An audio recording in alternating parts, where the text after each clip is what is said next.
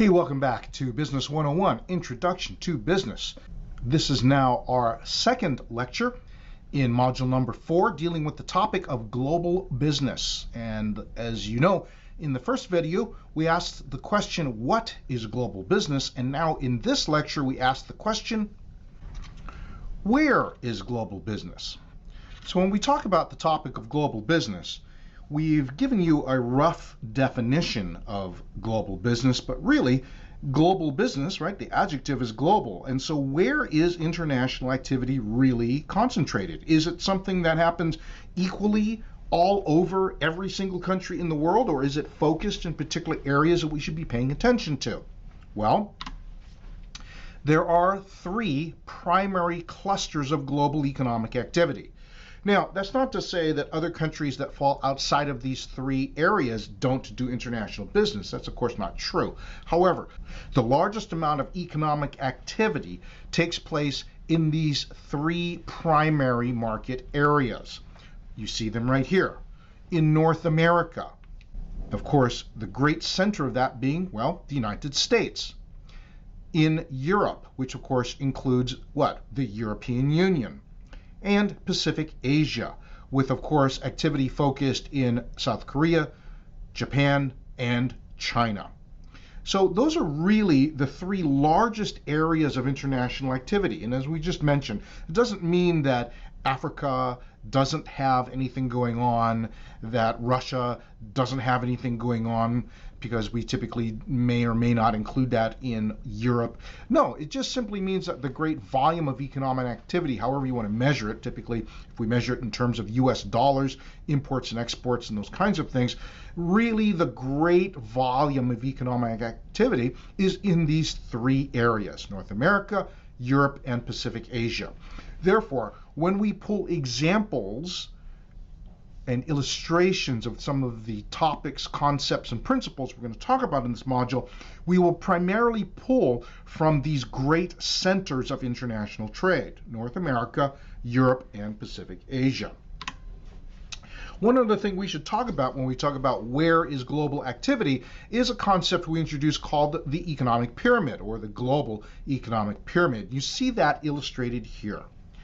If you look at this, and you understand the world's population is, well, somewhere between 7 and 8 billion people, right? Well, the economic pyramid looks at the world's population grouped into 3 tiers based upon their adjusted per capita income.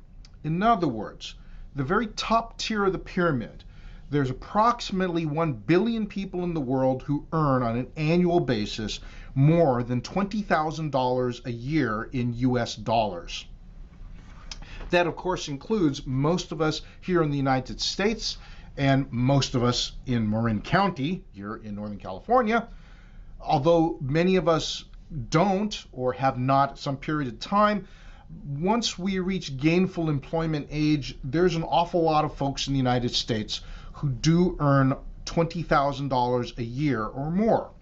That's the top tier, approximately 1 billion people out of the roughly 7 or 8 billion in the world. Now, the second tier, also about another billion people, they earn on an annualized basis somewhere between $2,000 and $20,000 adjusted US dollars per year. Now, that's a pretty wide swath, isn't it? But if you think about it, that means anyone who makes, well, $2,000 a year, that's not very much money, is it? But there's still 1 billion people in this middle tier who earn less than $20,000 a year, but more than $2,000 a year adjusted per capita income. Now, the reason we really point out the economic pyramid is the folks at the base of the pyramid. Think about this for a moment. There are approximately 5 billion people in the world who earn less than $2,000 a year in adjusted per capita US dollars. Think about that for a moment. $2,000 a year or less. That's the equivalent of about $160 a month, every month their entire lives. And the amount of people who earn less than $160 a month, 5 billion out of the 7 or 8 billion people in the world. The great majority of the world's population earns less than $2,000 a year.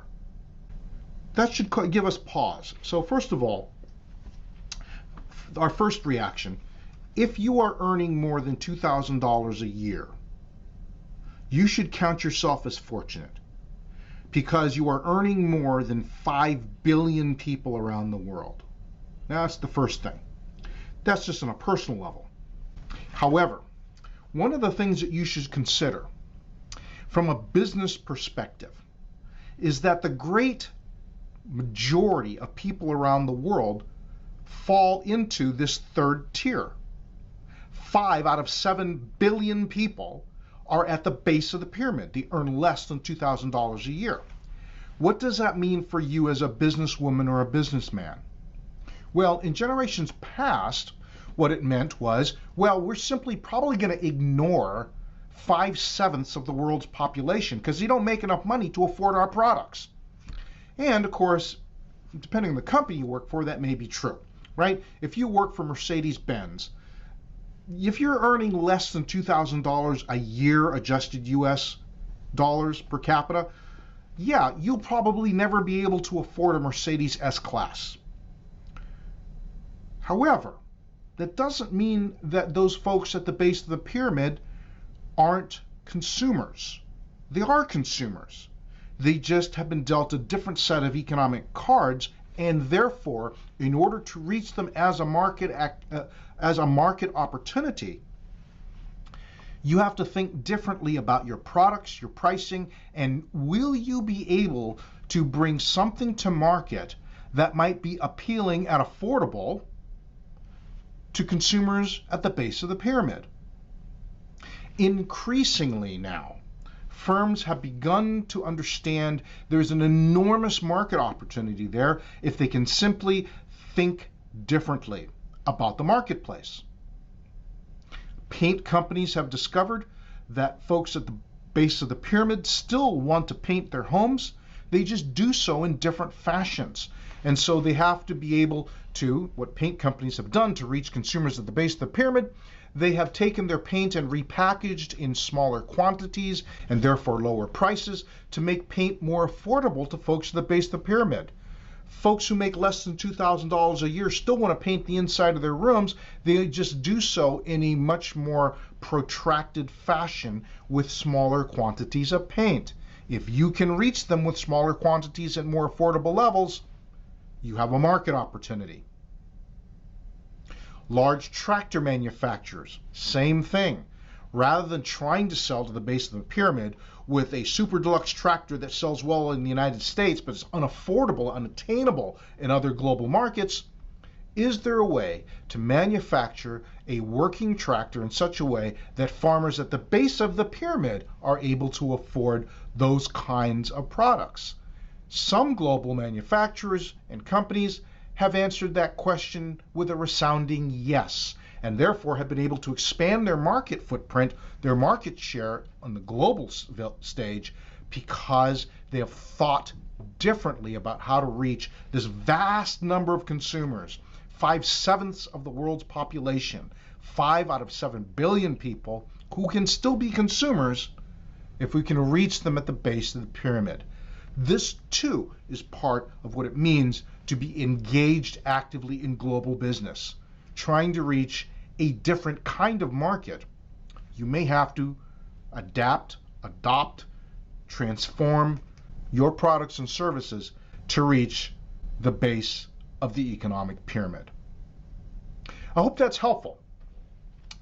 Just more things to consider as we consider where is the opportunities for global business. We'll see you in the next lecture.